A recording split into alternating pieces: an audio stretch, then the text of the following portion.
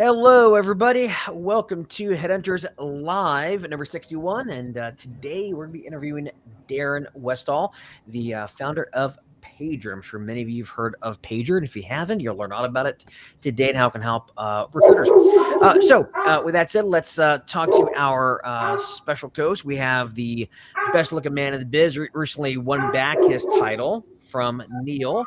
That would be Mr. Chris Westall. What's up, Chris? I see I'm a top today. So you are on top, and we have a different format too. We're no longer doing the side by side heads. We're trying something new a little bit here. Right. And Neil, we have my brother from another mother, the big sticky cheese over there, Neil Lebovitz. How you doing, Neil? I'm doing fabulously well, thank you, sir. You look like an evil genius, kind of. Like, he definitely looks like a supervillain right now, doesn't he? Actually, on our last show, somebody commented, Neil, I don't know if you saw this, he said that you looked like Al Pacino in Carlito's Way. That's funny. I'll take it, man. Yeah. And I got some, if you notice, I got some beard balm that Mr. David Stephen Patterson had me buy as I was admiring his beard. What do you think? Do you like it? It's nice. It smells delicious. It feels soft. We'll see what it does, but I like. Why not? Yeah, do it every day, and after a couple weeks, you'll start feeling like your beard just will be softer for sure. Yeah, it's great stuff. All right, well, that said, let's do a couple quick promos because we started the show a little bit late. We have some technical difficulties. So let's start off with Back Office Staffing Solutions. Now, for many of you who already know this is Neil's baby. He started this, and this is allows recruiters, search firm owners, independent recruiters who deal mainly in, say, direct hire to get into contract staffing or temporary staffing to start getting monthly recurring revenue, but being able to do it without having to worry about workers' comp, insurance, all the nasty contracts, and the big bad wolf funding payroll. Neil's company handles the entire thing. Go to backofficenow.com and check them out. And in addition, Neil has a book. You can find it on Amazon. Just look up AI and Neil Lebovitz, or you can download it for free at backofficenow.com/AI. Yep. And by the way, if you want to be employer of record with our company, we have that too. So we do anything payroll processing. And by the way, whose dog is that we're having on our podcast today? Oh, that is mine. All right. So, yeah. Dog's loud. Yeah. We meant to deal with it. Hopefully he'll calm down. I thought you used Crisp. Aren't you the one who told me about Crisp way back when? It was, yeah. And that was my microphone wasn't working earlier, so I had to turn it off. So I got to figure out something. Yeah. So now I'm using my regular. Also, for many of you know, I run a company called the Digital Headhunter. We build out sales marketing systems for independent recruiters and small search firms. It's a complete done-for-you service. We also provide coaching as well. But if you want to find out exactly what we build, why it works, and why it's so dang exciting and high octane, go to realdsp.me/build. And I do have a free download you can get as well. It is a wrong one. Here we go. Oh, where is it? There we go. It is a guide called the AI Proof Recruiter. In fact, I would suggest getting Neil's book and mine. Go to thedigitalheadhunter.com/AI-proof. All right. Now, that said, let's get on with the show. I want to bring our guest here as quick as we can, just because we burned up a lot of minutes in the pre-show technical issue. So, Darren, let's bring you on, sir. Move you up top. There we go. Hey, guys. How you doing, man? Yeah, good. I feel like I'm joining a stag do where everyone else knows each other and I don't. So hopefully I fit in. Well, you have the accent going for you, so that's always a crowd pleaser, right? There you go. Always. Well, Darren, let's start this off here. Who are you and what do you do? I'm Darren Westall. Nice to meet you all. I've been in the recruitment industry, staffing side of it, I have to say, never in-house, for the last 20 years, which sounds a long time. I've never been a recruiter. I'm a tech guy through and through. So I started my career as a junior software developer at a company called Broadbean. Ironically, I failed IT at college. That's a whole other story, but I managed to get through the job interview. And over the 10 years I was there, I became their chief technology officer. So I oversaw their technical teams across EMEA. And pretty much on the second day, I decided that actually that wasn't the career for me. I was 28 years old. CTO of, reached my dream. And I decided to start a business, and that business is Paiger. So Paiger's been going for around 7 years now, and we work with just shy of 1,000 staffing companies. To cut a long story short, my wife's forgiven me for quitting my job. It's basically where I'm at in my life. So wait, did you start at 18 at Broadbean then? I did, yeah. Because I was like 28, you were the CTO, you were there 10 years. I'm like, wait a minute, like you went right into it. Wow, okay. 18 years old, straight into work, junior developer, and yeah, as I say, rose up the career ladder and achieved my dream. And then as soon as you get your dream, you realize that you don't have a goal left. You have no dream, so you had to have a new dream, and now that's what I'm in the middle of. Well, speaking of which, that's a little depressing. Well, speaking of which, I did some research on you, and from understanding, and correct me if I'm wrong, you started Paiger in your shed while your wife was pregnant. So I got to ask, for I would love to hear the story, but before you do that, I got to ask, how was that conversation? Because that's, you know what I mean? Because that's a bold move when your wife was pregnant. Yeah, so the way I saw it was every time I wanted to do it, every time I wanted to start a business, there was always something that meant I couldn't do it, right? Whether that was the fact that we just bought a house and we've got a mortgage, or we were getting married, or we had our first child. And then I thought, you know what? I'm always going to have an excuse. So I was like, no, I'm done. I'm definitely doing it. Handed my notice in, and then a week later found out she was pregnant with our second. So the conversation was a bit like, could you please get your job back? And I said, no. What I will do though is I'll make you a promise. In 6 months' time, if I'm not covering the bills, I'll go get a different job. So what is her opinion now? Her opinion now is that I'm absolutely crazy, but it was the right thing to do. But it was a tough couple of years, right? The first 2 years of running a business are the toughest. You're figuring out product market fit, and then it feels like we've had everything chucked at us in the last 7 years, right? Whether that's COVID, GDPR, IR35 reforms in the UK, so many different shifts in legislation. I probably chose the worst time to do it as well. So, but it's been fun. I wouldn't change it. Tell everyone what Paiger is.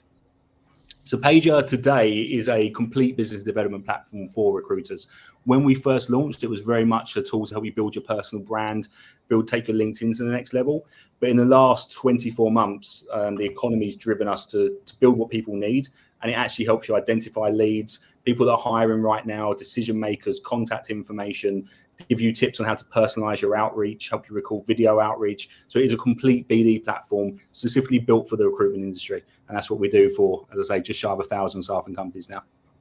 Now, does that include the actual like outbound systems like LinkedIn automation, email automation, or is it plug into other like outbound tools?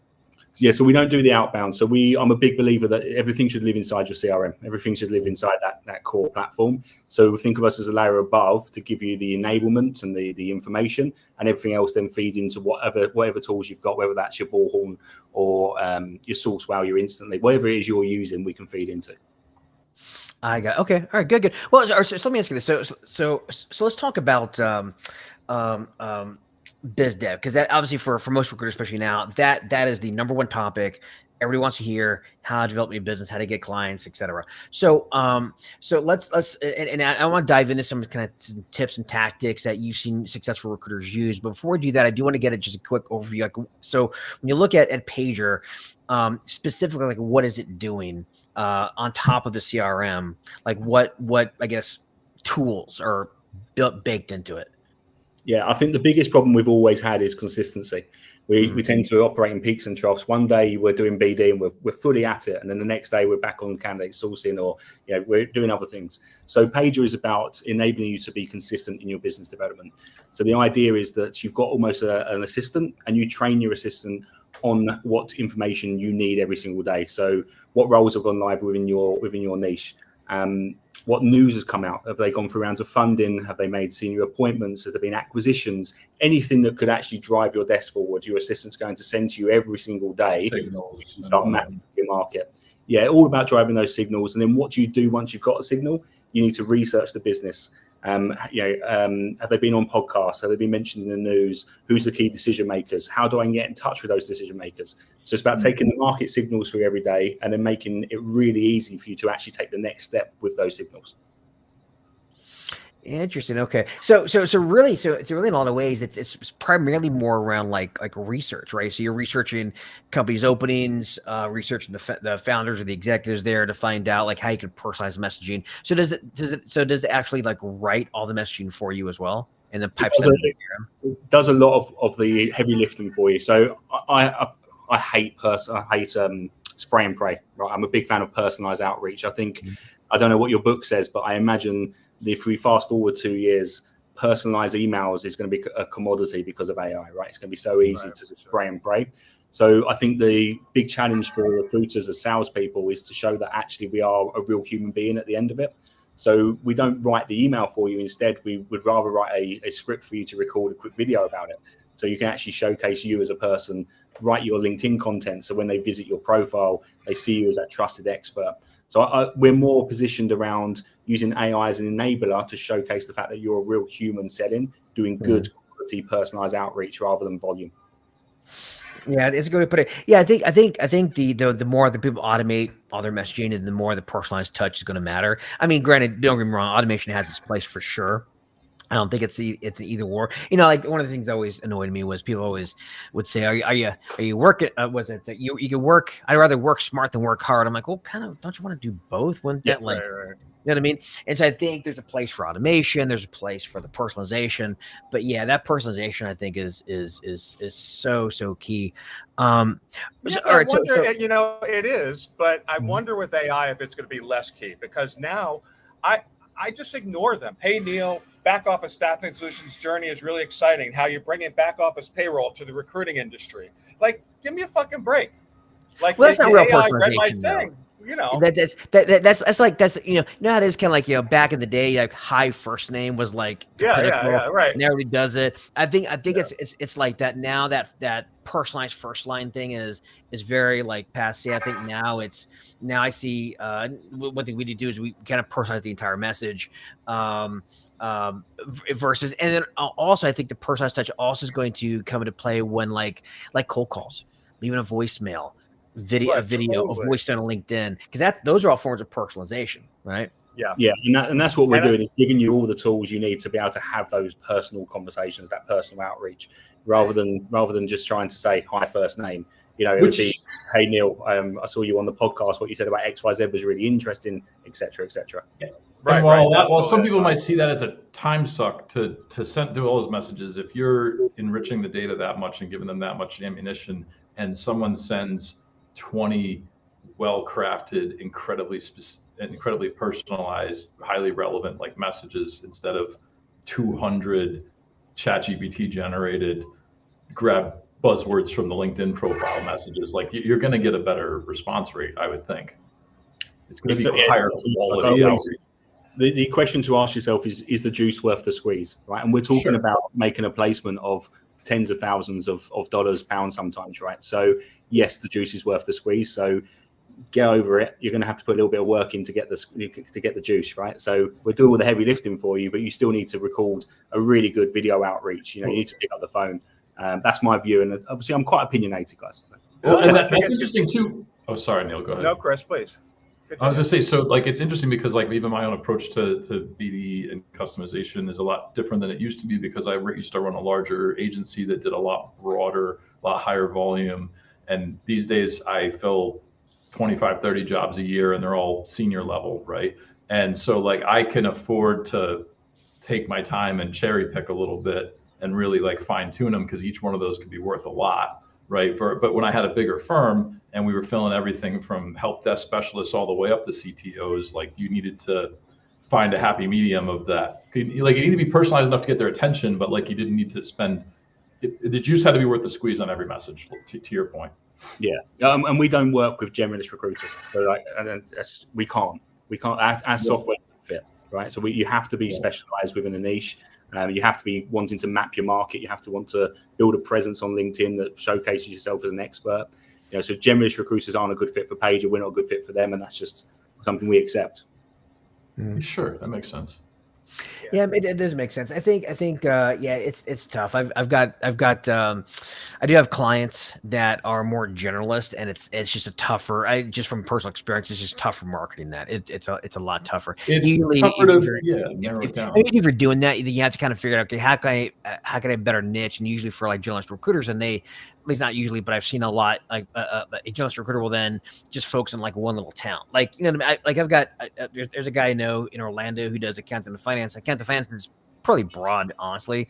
It's really broad, but he does just Orlando, and that's it. And that's a viable niche, right? Or do like, you know, general staffing in like Orlando or something like that. So I think you can make it work, but it is tough. It is tough if you're really a generalist. There's still at least boundaries around that, Dave, because I think like when you're customizing outreach and you're trying to go for that generalist localized, I think you could still customize messaging, because then it's like, okay, I'm your local resource, boots on the ground. I know the market. So there's still like a play there, but it's know it's better at least.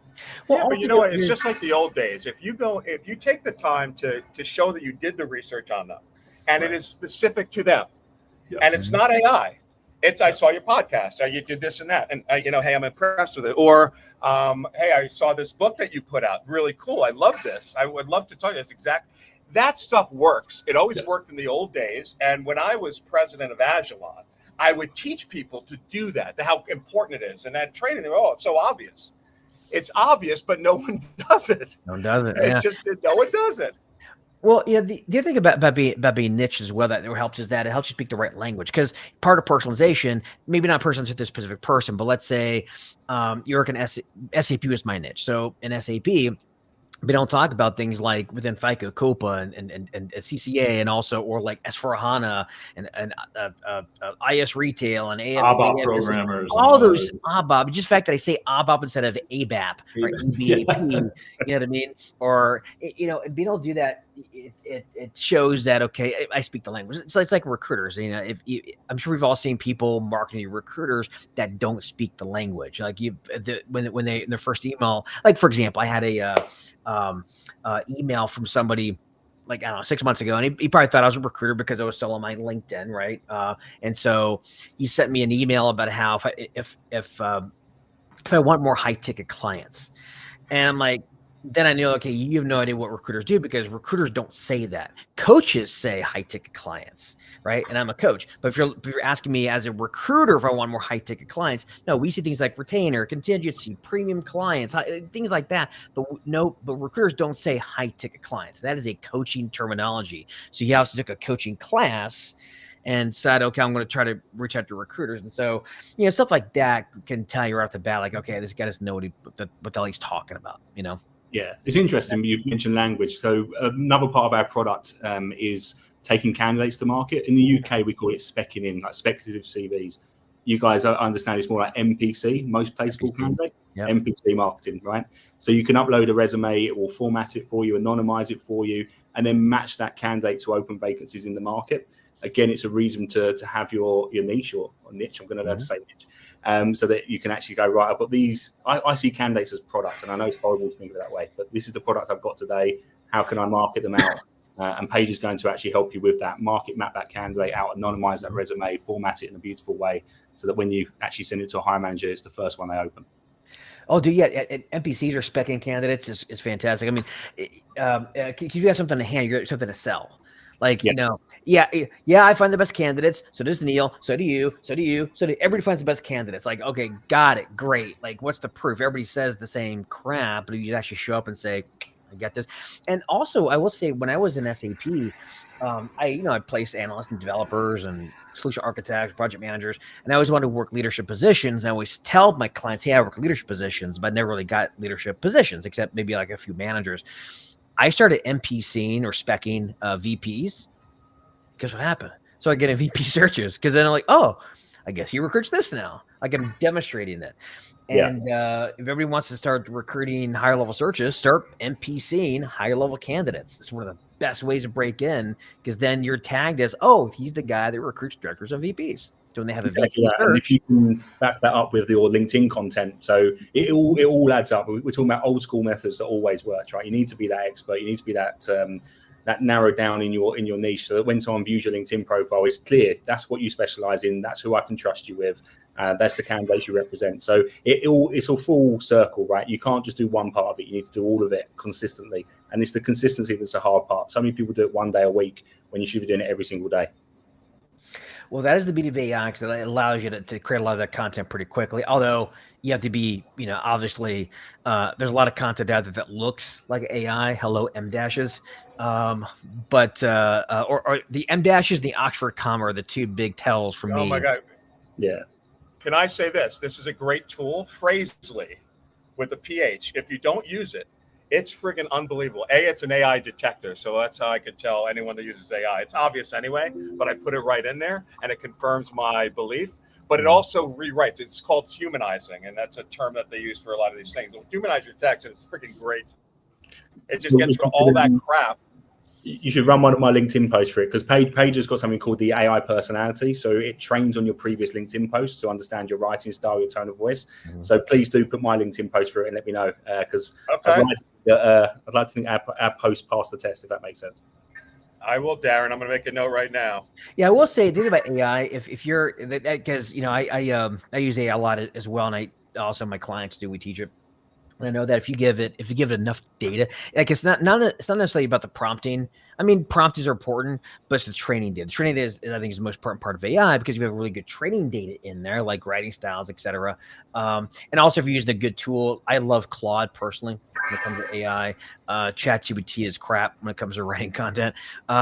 Claude, fantastic, right? And so I think using the right toolbox, the right training data is really, really key.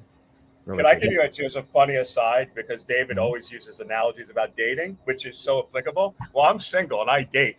I've used ChatGPT. I copy the pictures. I copy all their interests. I paste in there. I tell them the overall message I want to give based on a couple of things, and write me a sweet, funny, charming message. And dude, it's friggin' great. The responses I'm getting are insane. And I change it because I get rid of the M dashes. I get rid of this stupid shit that AI says. Yeah.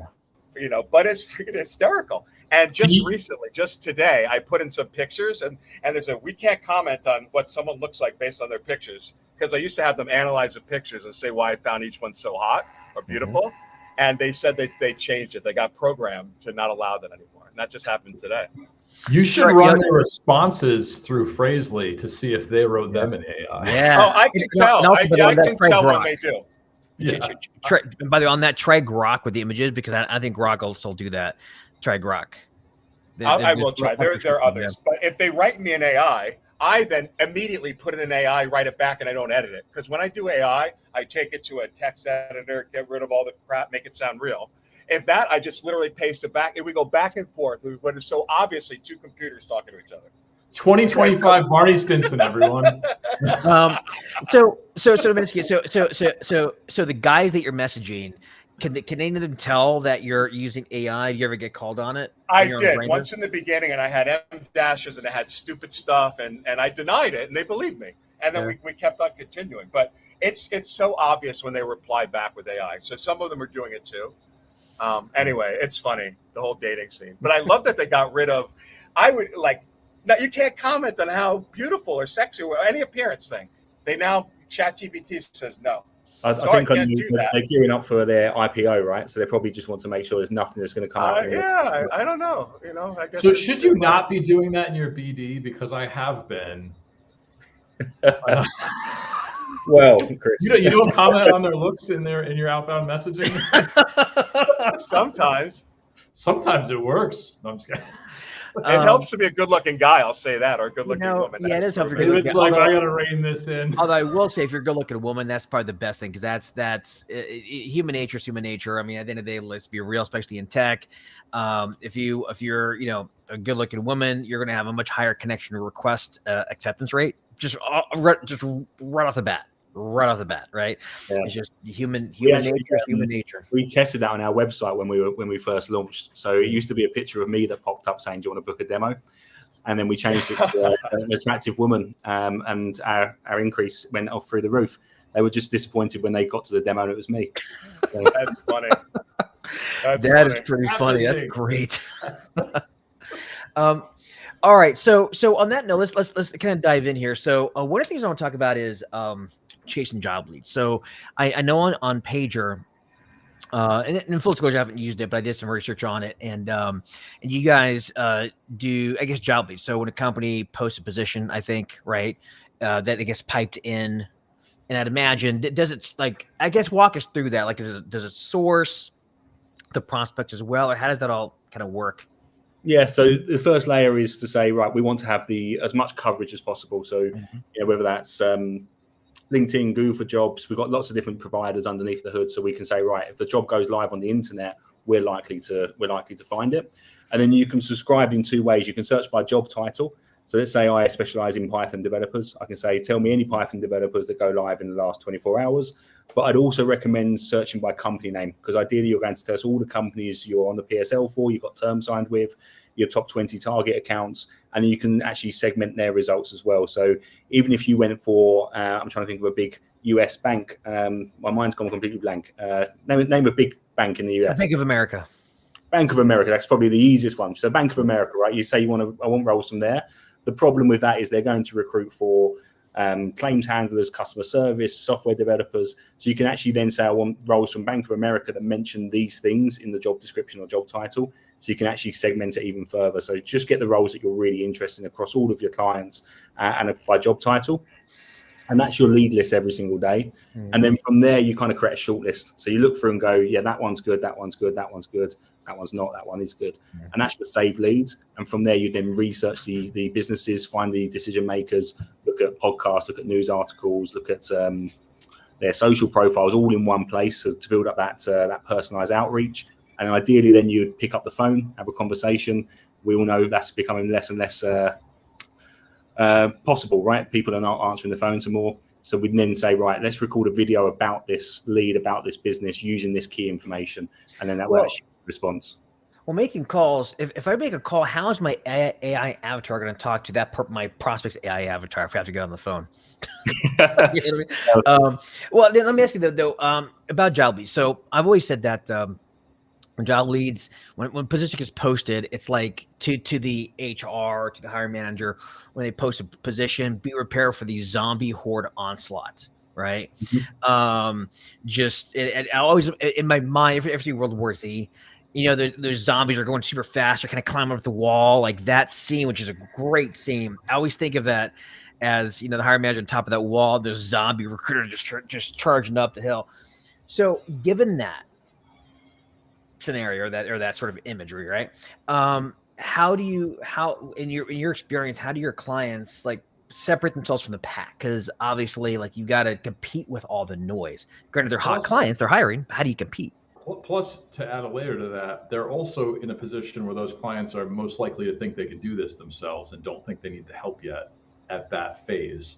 They're usually not like, you know what I mean? In the beginning, they're like, oh, we'll run this ad for a while, see how it goes. And then, so they're usually, in my experience, they're not super receptive at that particular point, although they do get descended upon. So how do you like combat the sticking out, but then also show enough value that they should talk to you? Does that make sense?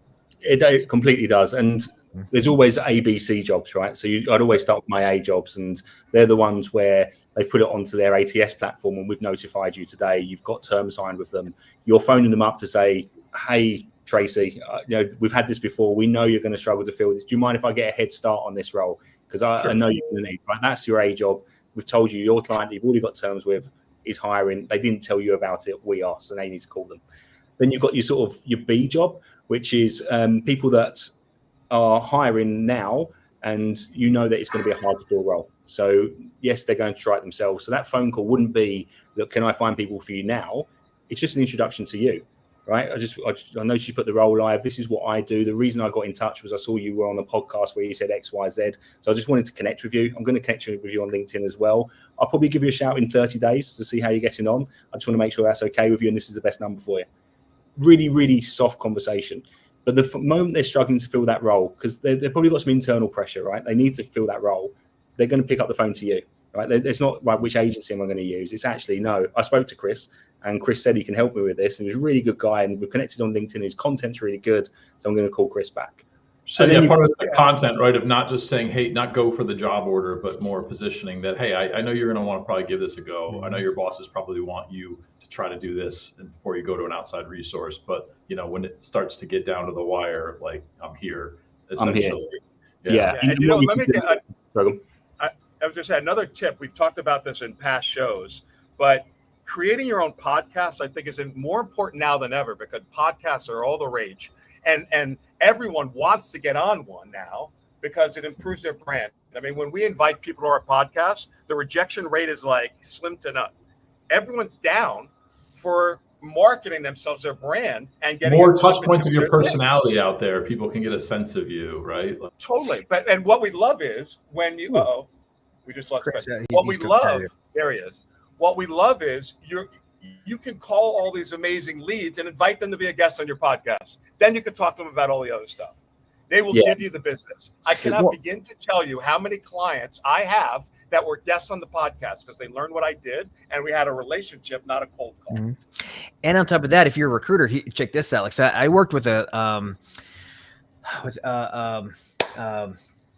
what's his name? Good point, David. Nick, I think it's Nick Headley, if I remember correctly. Anyway, he runs a podcast called the Insurance House Podcast out of Europe, and he does insurance. And I worked with him, not to start the podcast. He already had it going, but he needed a sales process around it. And kind of how we kind of figured this out is we did like a three call system to where, once you got them as a guest, they would do a pre-call meeting where they talked about, okay, we're going to talk about this. What questions would you like me to ask? Kind of like and then we do the podcast, and then there's the post-podcast meeting where we're talking about, okay, here's how we're going to promote it.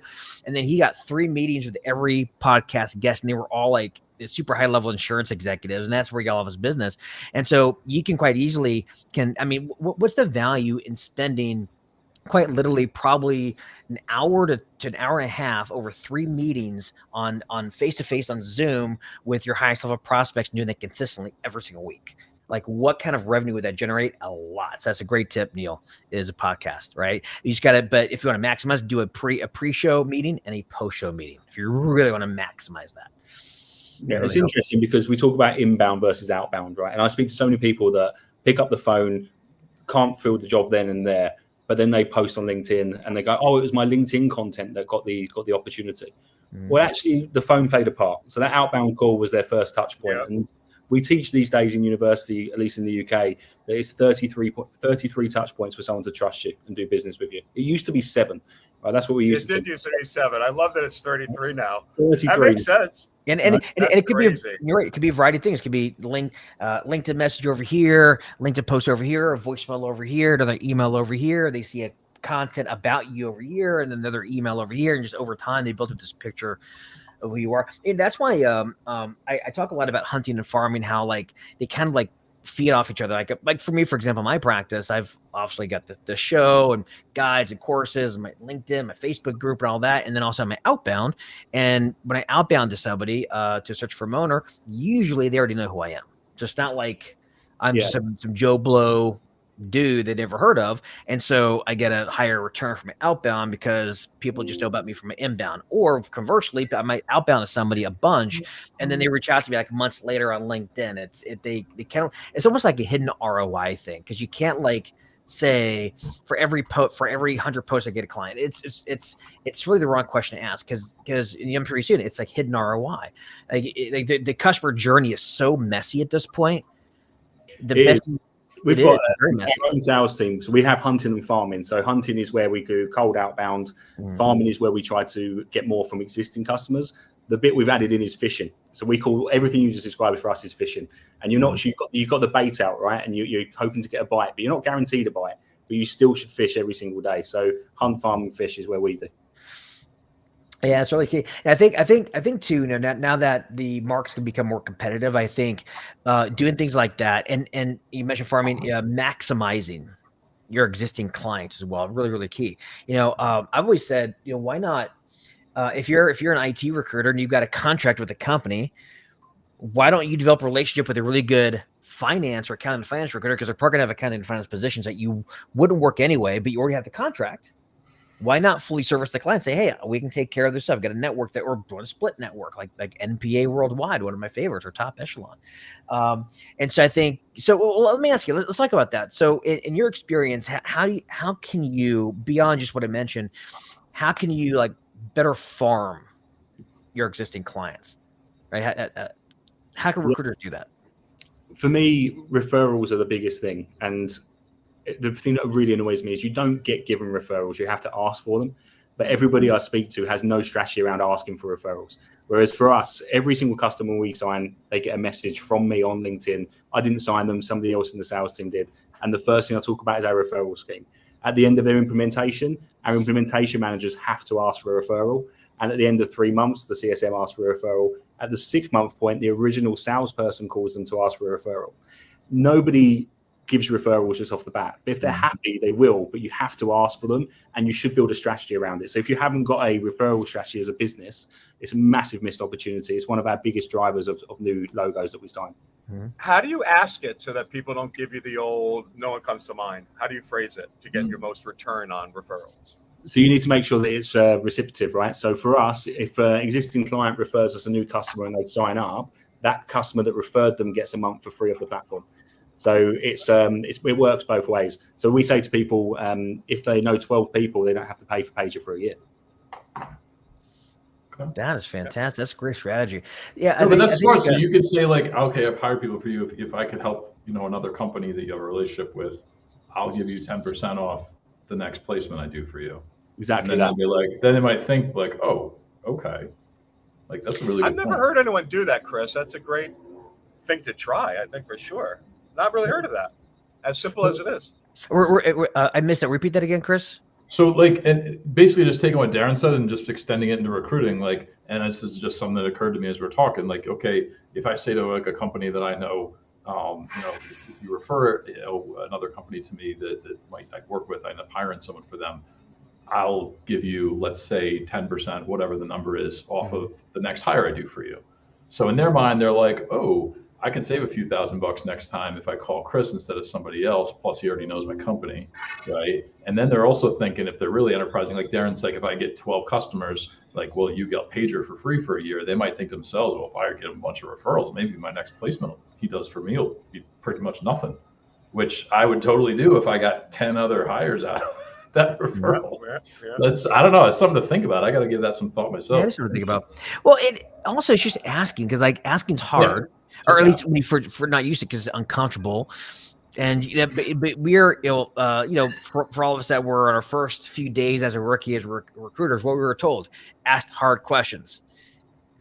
Who else do you know? Who else? Like we're so, and I think recruiters have gotten not lazy but just comfortable.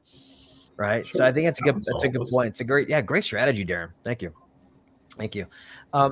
Well, now beyond that, I want to cover a few more items. We're about to kind of wrap up here. One thing I want to ask you is for the coming year, right? You talked to a lot of recruiters. I'm sure about like what's going on right now in terms of the job market, looking into 2026.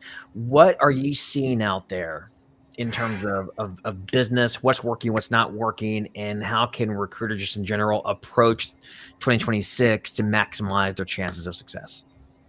So I think what I'm seeing more and more is that people aren't planning their business around headcount growth. It used to be, if you want to hit certain numbers, you hire a certain amount of people and they're the ones that deliver the number.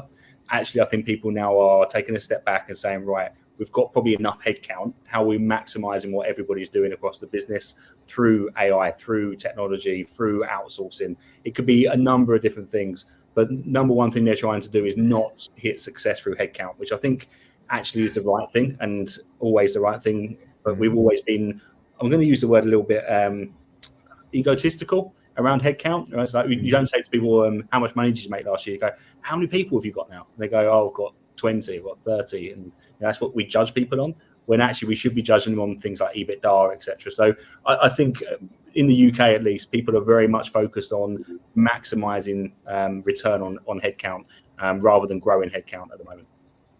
Yeah, actually, and I was in that trap as well. As a search firm owner back in the day, I was definitely in that trap where it's all about headcount. and it's something that people really got to get away from, especially the AI at this point. All the tools that are available, there's no reason that it just comes down to just headcount. It is about what can you do with what you have, and maximizing your value. I mean, that's why some people are getting laid off right now because of AI. Yeah, and maximizing, like, even as you're growing, you're going to have people. Like, let's say you got 5 people on your sales team, and you're like, well, I want to double my sales, so I'm going to have five more salespeople, right? But then really, like, the incremental value of each of them, or the actual experience level each of them has, do you really need 5 more? It's not a perfect correlation, right? Mm-hmm. So like that would be like an example I see a lot of companies do. Like is that's like one of the more obvious ones. I want to double sales, I'm going to hire twice as many salespeople. Yeah, and in a good market that may work, right? And you may get lucky, but they perform unevenly, right? So it's not going to be a direct, like. No, I always say if you want to double sales, you need to double it again. So you always have a 50% failure rate. So it's always more expensive than you think. It is. All right. Well, that's it. We are about to turn into pumpkins at the top of the hour, so it's time for us to start wrapping it up here. Now, you mentioned before the show that you had a special deal for our audience, our members, and if they book a demo and mention this show, and first off, also mention how handsome Chris is, then they're going to get 10% off their first year. So go to Paiger.co. It's not .com, but .co. So Paiger, and that's Paiger with an it's Paiger if you're listening on podcast. So Paiger.co. And like I said, mention this show. Specifically mention how handsome Chris is, then you'll get 10% off. Don't forget to mention I got a haircut today, so that's how we can know that they watched it on the right day. Excellent. All right, guys, let's wrap it up. Well, first off, anybody watching this right now, if you do me a favor, I probably should have said this at the beginning of the show, but make sure you like it, love it, share it with everybody that you know. And with that said, Darren, I really appreciate you being on, man. It was fantastic to meet you. Yeah, thanks, Darren. Thank you for having me. It's been a great fun, actually. I do a lot of these. This is one of the good ones. Excellent. Thank you, buddy. Good stuff. All right, brother. All right, everybody. Well, thank you very much, everybody. We'll see you next time on Headhunters Live. Bye.